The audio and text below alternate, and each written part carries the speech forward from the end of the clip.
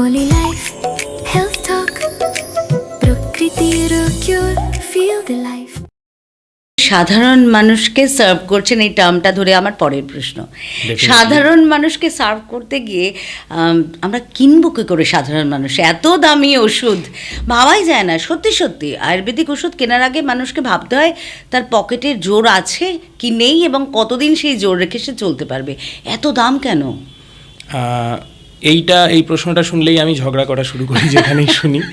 তার কারণ আয়ুর্বেদিক ওষুধের দাম কথাটা আংশিকভাবে সত্যি। হ্যাঁ, ডেফিনেটলি প্রচুর ওষুধের কিন্তু প্রচুর দাম। তেমন প্রচুর ওষুধ রয়েছে যেগুলো খুবই সস্তা।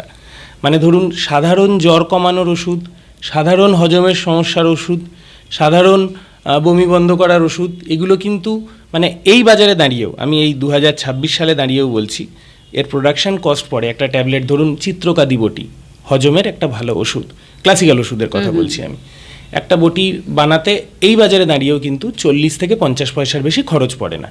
বাকিটা যাচ্ছে মার্কেটিংয়ে, সেটা তো একটা পার্ট।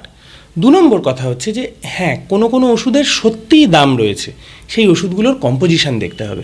আমাদের বেশ কিছু ওষুধে, মানে ধরুন ক্যান্সারের ট্রিটমেন্টের যে ওষুধগুলি রয়েছে বা ইমিউনোসাপ্রেশনের জনিত যে অটোইমিউন ডিজিজগুলো যেগুলো রয়েছে তার চিকিৎসার জন্য যে ওষুধগুলো রয়েছে, এগুলোর অধিকাংশতেই স্বর্ণভস্যর ব্যবহার হচ্ছে, হীরক ভস্যর ব্যবহার হচ্ছে, রজত ভস্য মানে রূপার ভস্যের ব্যবহার হচ্ছে।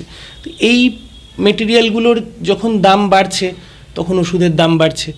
বেশ কিছু আয়ুর্বেদিক ঔষধ বা হার্বস সেগুলো এখন অবসোলিট হয়ে গেছে, মানে বাজারে আর পাওয়া যায় না। আপনি চ্যবনপ্রাশের নাম শুনে থাকবেন, কম বেশি সবাই শুনেছেন, সবাই খেয়েছেন। চ্যবনপ্রাশে 8টা উপাদান পড়ে, অষ্টবর্গ: কাকলি, ক্ষীরকাকলি, মেধা, মহামেধা, ঋদ্ধি, বৃদ্ধি, জীবক, ঋষভক। এই অষ্টবর্গ এখন আর বাজারে পাওয়া যায় না। অষ্টবর্গ যখন বনে বাদারে হয়ে থাকতো, কবিরাজরা কালেকশন করে এসছেন, ডাইরেক্ট কালেকশন করে চ্যবনপ্রাশ বানিয়েছেন, তখন সেটা কালেক্ট করতে কোনো টাকা লাগেনি, সংগ্রহ করতে হয়েছে, শুধু সময় লেগেছে। এখন 1 কেজি অষ্টবর্গের দাম প্রায় 4000 টাকা, ভালো কোয়ালিটির অষ্টবর্গের দাম। তো সেই কারণে আয়ুর্বেদিক ওষুধের দাম বাড়ছে। আমি স্বীকার করছি কিছু কিছু ওষুধের দাম বাড়ছে, কিন্তু ওই যে একটা কথা বললাম যে জনসাধারণের সেবা, সেই সেবার কথা মাথায় রেখে বলবো যে দেখুন, যে কোনো বিজ্ঞান বলুন, যে কোনো চিকিৎসা পদ্ধতি বলুন, যে কোনো পন্থা বলুন, টিকে থাকে 2টো জিনিসের উপরে ভিত্তি করে। 1 হচ্ছে জনসমর্থন, 2 হচ্ছে রাজ অনুগ্রহ। জনসমর্থন, যদি মানুষ ভাবে যে আমাদেরকে খেতে হবে আয়ুর্বেদিক ওষুধ, তারা অন্য কোনো দিকে কষ্ট করে হলে, কম্প্রোমাইজ করে হলেও আয়ুর্বেদিক ওষুধ খাবেন। আর 2 নম্বর যে কথাটা বললাম যে রাজ অনুগ্রহ, রাজ অনুগ্রহ মানে ধরুন যদি গভর্নমেন্ট পলিসিতে এগুলো আসে, যদি সরকার ভাবে যে এখন তো পশ্চিমবঙ্গে বেশ কিছু গভর্নমেন্ট ইনস্টিটিউট রয়েছে যেখানে আয়ুর্বেদ পঠন পাঠন হয়, অনেক হাসপাতালে আয়ুর্বেদিক ওপিডি চলছে, আয়ুর্বেদিক স্টেট আয়ুর্বেদ ডিসপেন্সারি রয়েছে, যেগুলোতে কিন্তু বিনামূল্যে আয়ুর্বেদিক ওষুধ পাওয়ার সুযোগ রয়েছে। মানে যেখানে অর্থনৈতিকভাবে পিছিয়ে পড়া মানুষও সুযোগ পাবেন এই আয়ুর্বেদিক চিকিৎসার সেবা নেওয়ার, তাই তো? তবে আরও একটা কথা বলবো, এখানে আয়ুর্বেদে কিন্তু বেশ কিছু, মানে এইটার অভাবে এইটা দেওয়া যায় এরকম কিছু সলিউশন তখনকার যুগের মুনি ঋষিরা কিন্তু দিয়ে গেছেন। জানি না তারা আর্থসামাজিক অবস্থার কথা ভেবেই দিয়েছেন নাকি প্রাতিকূল্য বা অভাব প্রাচুর্য ইত্যাদির কথা ভেবে দিয়েছেন। সেটা হচ্ছে যেমন ধরুন কোথাও স্বর্ণভস্য দিতে হবে, তো স্বর্ণভস্য যদি আমি দিতে না পারি, অ্যাফোর্ড করতে না পারি, তাহলে আমি তার বদলে স্বর্ণ মাক্সিক দিতে পারবো। যদি রজত ভস্য দিতে হবে, রজত ভস্য মানে রূপার ভস্য যদি আমি না দিতে পারি, রজত মাক্সিক দিতে পারবো, যেটার দাম তার প্রায় 100 ভাগেরও 1 ভাগ নয়। মানে বিকল্প তারা রেখে গেছেন, বিকল্প কিছু রেখে গেছেন। এবারে আমাদের মানে আয়ুর্বেদ চিকিৎসকদের কিছুটা দায়িত্ব বর্তায় এই জায়গাটাতে, যেহেতু আমাদের একটা চিকিৎসার সাথে সাথে একটা অন্যতম পার্ট জুড়ে আছে ওষুধ তৈরি করা। আয়ুর্বেদ কবিরাজ বা চিকিৎসকরা নিজেরাই অনেক সময় ওষুধ প্রিপারেশন করেন, তো তারা যদি প্রিপারেশনের ধারণাগুলোতে একটু দামের কথা মাথায় রেখে একটু বদল আনেন, সেটা বোধহয় অনেকজনের কাছে গ্রহণযোগ্য হবে। আচ্ছা ডাক্তারবাবু, আয়ুর্বেদিক ওষুধ খেতে গেলে কি নিরামিষ খেতে হয়? না, এটা একটা প্রচণ্ড মিসকনসেপশন। আয়ুর্বেদের মধ্যে না একটা বেশ শুদ্ধ ব্যাপার আছে, প্রচলিত আছে। মানে আয়ুর্বেদ মানেই হচ্ছে আপনি ভোরবেলা ঘুম থেকে উঠে পড়লেন, তারপরে পুজো করলেন, গাছে জল দিলেন, একটা পবিত্রতার মতন একটা ব্যাপার। না, এগুলো সবই তো ভালো, মানে খুব ভালো জিনিস, পজিটিভ, ডেফিনেটলি। সো হোয়াট, তাতে কি রোগ সারে? না, তাতে তো রোগ সারে না। তো বরং মানুষ বোধহয় এটার জন্য কিছুটা ভুল বোঝেন আয়ুর্বেদকে। শাস্ত্রে মূলত 3 ধরনের আহারের কথা বলা হয়েছে: সাত্ত্বিক, রাজসিক, তামসিক। এগুলোর ডিটেল ডেসক্রিপশানে গেলে এগুলোই এক একটা পডকাস্ট হতে পারে, কিন্তু সংক্ষেপে যদি বলি, সাত্ত্বিক আহার মানে ধরুন যেগুলো একদম প্রকৃতি থেকে ফ্রেশলি অ্যাকোয়ার করা হচ্ছে, ঠিক আছে তো, ফ্রেশ ভেজিটেবলস, ফ্রুট জুসেস, ঠিক আছে তো, তারপরে দুধ, ঘি, মধু, এই জাতীয় খাবারগুলো। রাজসিক খাবার হচ্ছে, মানে রাজসিক মানেই আপনি বুঝতে পারছেন একটা রাজা রাজা ভাব আসবে তার মধ্যে, এবং তাতে বেসিক্যালি ননভেজ আইটেমগুলো থাকে, মাছ, মাংস, ডিম, এই ফ্রেশলি কালেক্টেড যে মানে সাত্ত্বিক ভোজন যেগুলো, এগুলোকেও যখন আমরা খুব মশলাপাতি দিয়ে খুব rich in salt and bitter taste, এই সমস্ত কিছু মিলে একটা ঝাল, একটা নোনতা, স্পাইসি প্রেজেন্টেশন, এই টাইপের যখন ফুডগুলো হচ্ছে, এগুলো হচ্ছে রাজসিক, মানে তখন টার্নড ইনটু রাজসিক। আচ্ছা। আর তামসিক ফুড মানে দু ধরনের তামসিক ফুড থাকে। এক হচ্ছে যত ধরনের অ্যাডিকটিভসগুলো আছে, মানে ধরুন কেউ সুরাপান করছে, কেউ মদ্যপান করছে, হ্যাঁ, বা কেউ কোনো ধরনের অন্য কোনো মাদকদ্রব্য নিচ্ছে, সেগুলো, বা বিকৃত খাবার পচে গেছে, ফার্মেন্টেড হয়ে গেছে, নষ্ট হয়ে গেছে, অখাদ্য কুখাদ্য ইত্যাদি যাবতীয় খাবারগুলো আসে তামসিকের মধ্যে। কিন্তু প্রত্যেকটারই নির্দিষ্ট ইন্ডিকেশন রয়েছে। ধরুন যে সুস্থ রয়েছেন তিনি সাত্ত্বিক ভোজন নেবেন, বা যিনি অসুস্থ রয়েছেন তিনি সুস্থতার জন্য সাত্ত্বিক ভোজন নেবেন, তার মানে রাজসিকের কোনো গুরুত্ব নেই, এটা কিন্তু নয়। রাজসিক খাবার, আমরা এখন যে লাইফটা লিড করছি তাতে আমাদের রাজসিক প্রবৃত্তি প্রয়োজন।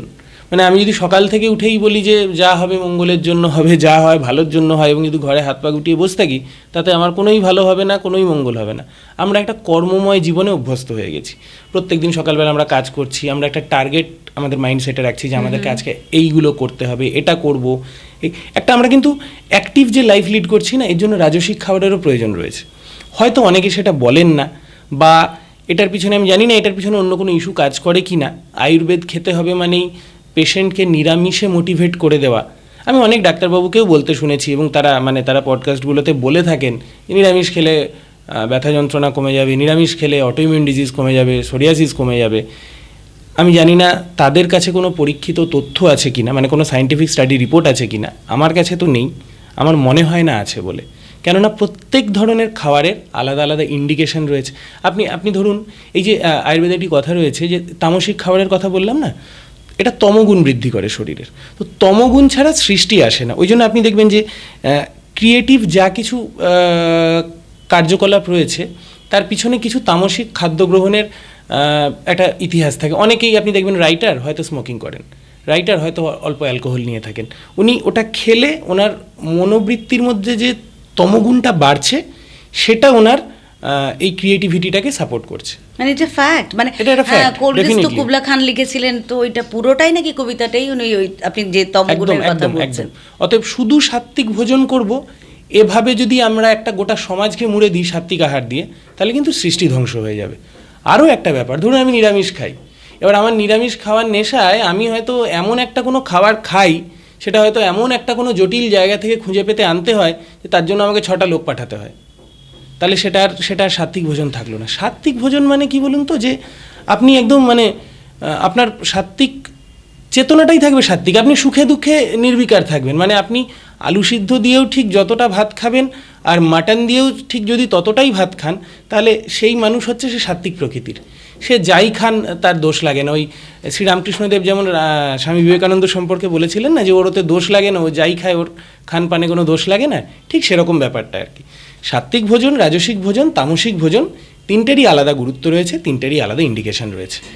আচ্ছা ডাক্তারবাবু, সঠিক আয়ুর্বেদ চিকিৎসক যদি একটা ডেফিনেশন আপনাকে জিজ্ঞেস করি, তাহলে আপনি কি বলবেন? একজন আয়ুর্বেদ চিকিৎসক যার একটি বৈধ রেজিস্ট্রেশন নাম্বার থাকবে, অর্থাৎ যিনি একটা নির্দিষ্ট পঠন পাঠন, সেটা ব্যাচেলার ডিগ্রি বা মাস্টার্স ডিগ্রি বা পিএইচডি যাই হোক না কেন, ন্যূনতম একটি ব্যাচেলার ডিগ্রি কমপ্লিট করবার পরে তিনি একটি কোনো যারা রেজিস্ট্রেশন দেয় এরকম একটা কোনো সংস্থা, হয় স্টেট বোর্ড নইলে সেন্ট্রাল বোর্ড, তাদের থেকে রেজিস্ট্রেশন প্রাপ্ত হবেন, সেই ডাক্তারবাবুই ট্রিটমেন্ট করবার জন্য অথেন্টিক।